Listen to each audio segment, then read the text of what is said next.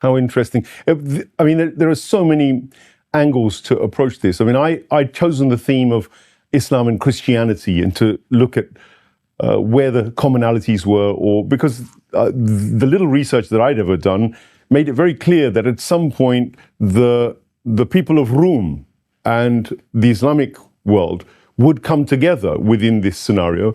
And in a world where, of course, there's so much division and there's like the danger of the Great War looming, the threat of conflict on all sorts of levels being engineered or otherwise, how does this eschatology, or the Islamic eschatology, converge with Christian eschatology? I mean, did you do research within on the Christian front as well simultaneously to understand where they're coming from?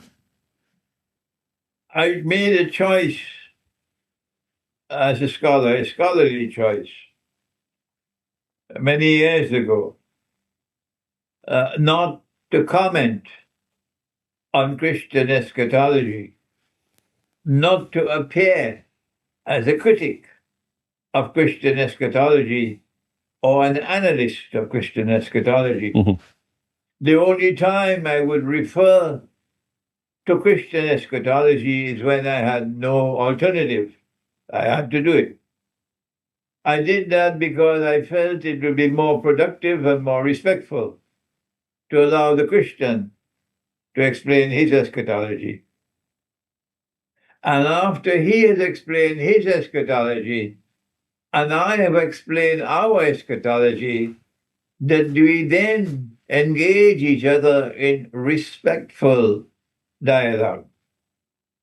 There is no debate to be won. And then we jump up on the table, clapping our hands. We won the debate, like monkeys. That is not my style. That may be others. They love, we won the debate. That's their way, not mine.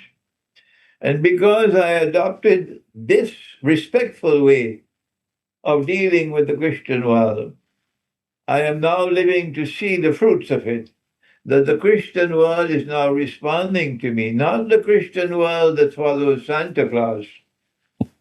I'm talking about the Christian world that follows Jesus. The Christian world that follows Santa Claus, a man can marry another man and get a marriage certificate. Santa Claus taught them that.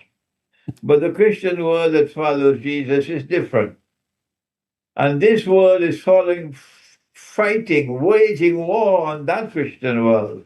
The two Christian worlds are at war in Ukraine. And they're waging war on that Christian world, which is more faithful to the truth, while this one is more bogus. So I have found from that Christian world, which is led by Russia, I have found a more friendly, a more positive response to my eschatology than from Washington and London and so on.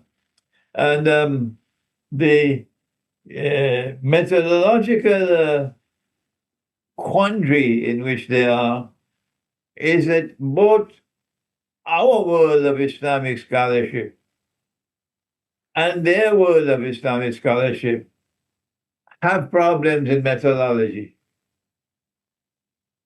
Well, and for us, it's easier to solve the problem.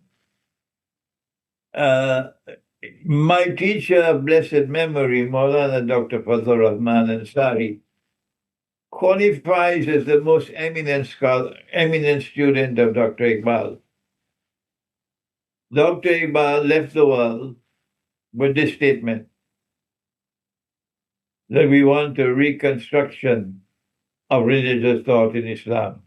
That is his lasting statement before he died.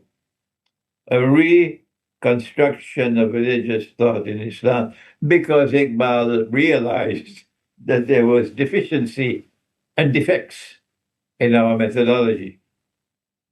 And the house we had constructed was a broken down house. He was not impressed by it.